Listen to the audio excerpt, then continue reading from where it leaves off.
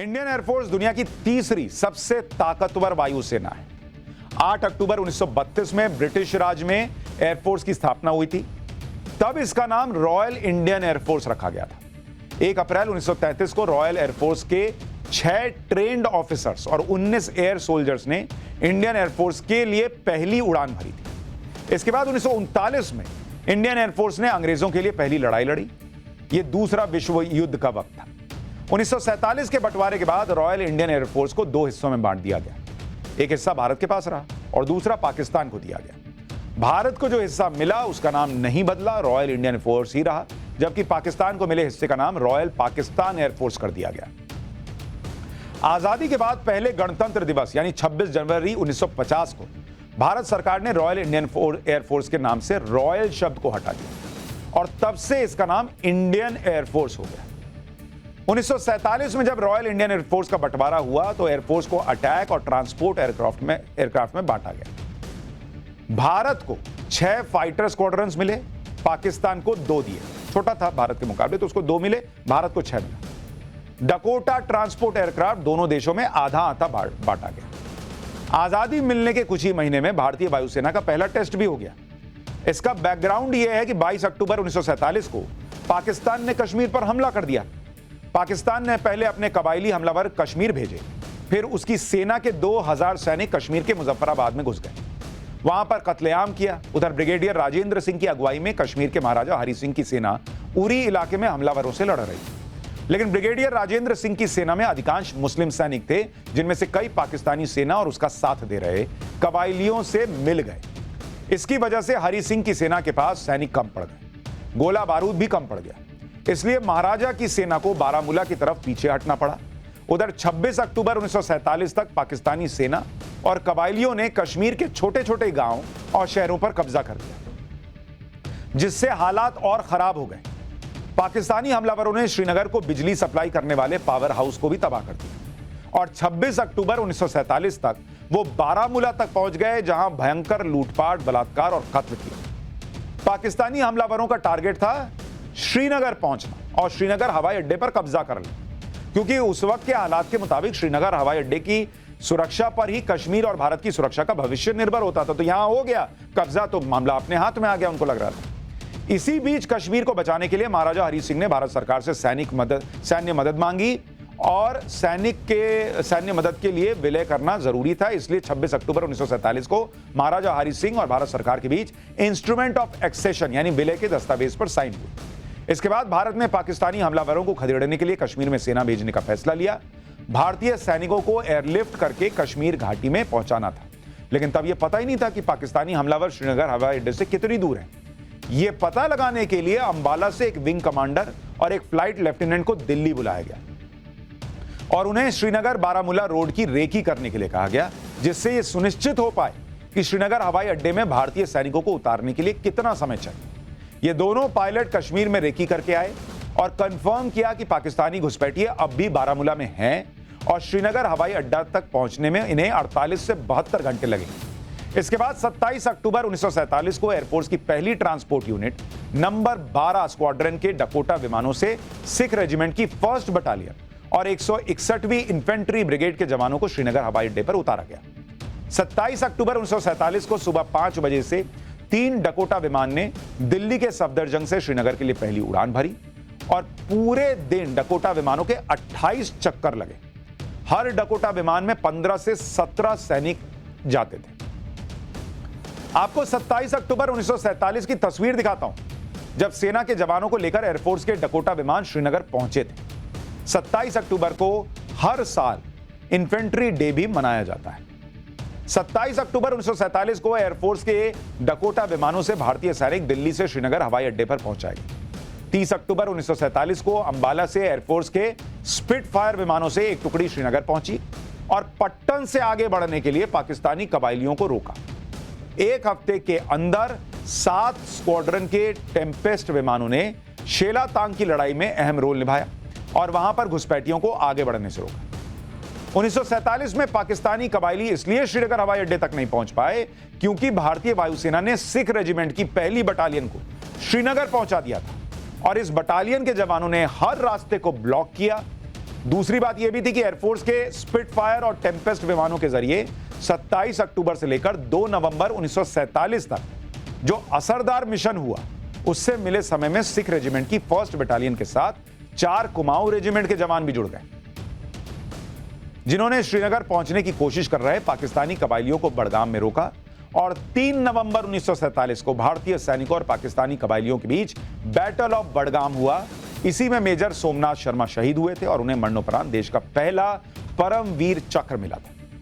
पाकिस्तानी कबायलियों को बड़गाम में ही रोकने की वजह से भारतीय सेना को श्रीनगर में और सैनिक पहुंचाने का वक्त मिला, जिससे श्रीनगर आने वाले हर रास्ते को ब्लॉक किया गया। यानी भारतीय वायुसेना ने उस वक्त जो रोल निभाया, उसकी वजह से पाकिस्तान को मुंह की खानी पड़ी। वरना अगर भारतीय वायुसेना का यह रोल न निभाने की स्थिति नहीं होती, अगर वो नहीं निभा पाते, तो मुश्किल हालात हो जाते। 1947-48 के युद्ध में भारतीय वायुसेना ने 2 डकोटा, 2 स्पिटफायर, 1 हार्वर्ड, 12 टेम्पेस्ट विमानों को खोया था। करीब 1.5 साल के युद्ध में भारतीय वायुसेना के 32 ऑफिसर्स और एयरमैन शहीद हुए थे। एयरफोर्स को इस युद्ध के लिए 3 महावीर चक्र और 29 वीर चक्र दिए गए थे। इसके बाद 1962 का युद्ध हुआ। ऐसा अक्सर कहा जाता है कि अगर 1962 में इंडियन एयरफोर्स का इस्तेमाल किया गया होता तो उस युद्ध के नतीजे कुछ और हो सकते थे। 1962 के युद्ध में एयरफोर्स का इस्तेमाल अटैक के लिए नहीं किया गया, वायुसेना को सिर्फ एयरलिफ्ट करने के काम में लगाया गया। 20 अक्टूबर 1962 से 20 नवंबर 1962 तक एयरफोर्स के विमानों और हेलीकॉप्टर ने सिर्फ गोला बारूद और हथियारों को पहुंचाने का काम किया। वायुसेना का मुख्य काम लद्दाख के पहाड़ी इलाकों में थल सेना की मदद करना था।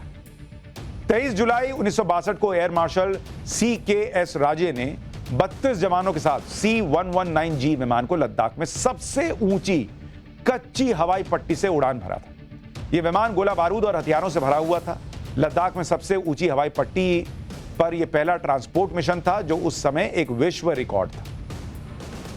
यह हमारे एयरफोर्स की ताकत है और उसका गौरवशाली इतिहास है, जिसके बारे में आपको जानना चाहिए। 1965 के भारत पाकिस्तान युद्ध में भी इंडियन एयरफोर्स बड़ा रोल निभाता दिखा था। 5 अगस्त को भारत पाकिस्तान युद्ध की शुरुआत हुई।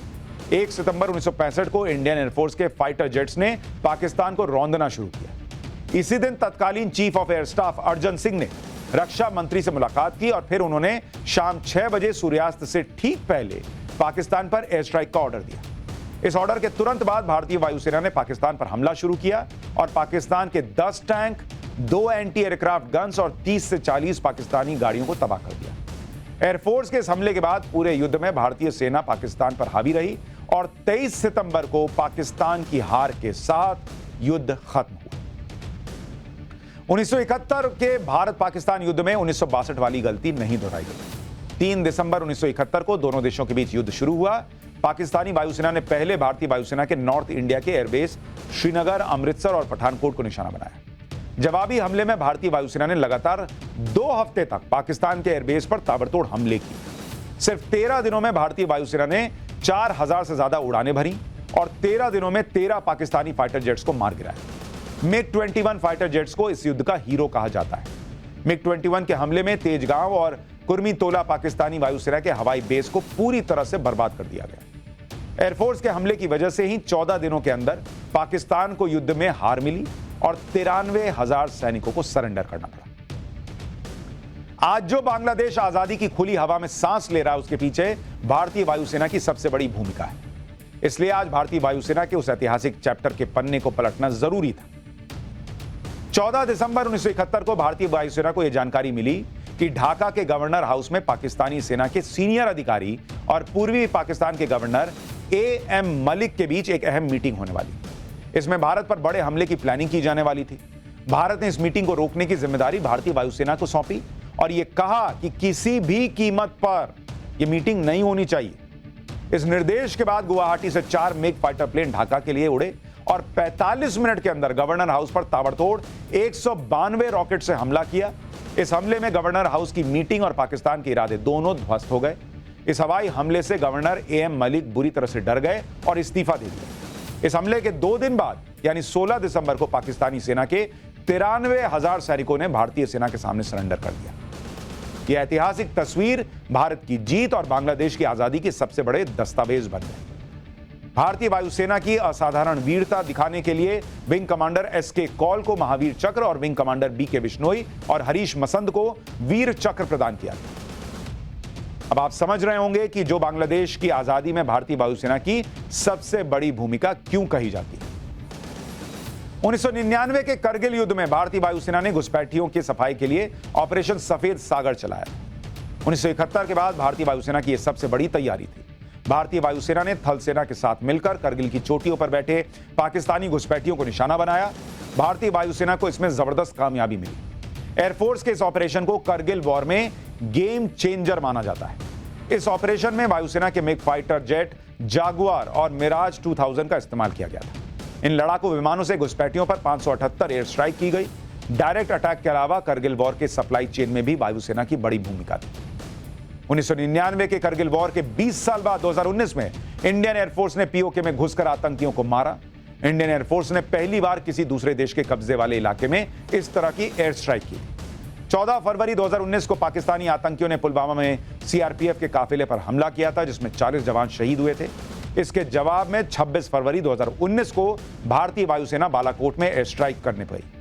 इंडियन एयरफोर्स के 12 मिराज 2000 फाइटर जेट ने एलओसी के पार जाकर पाकिस्तान की सीमा में घुसकर बालाकोट में जैश-ए मोहम्मद के ठिकानों को उड़ाया।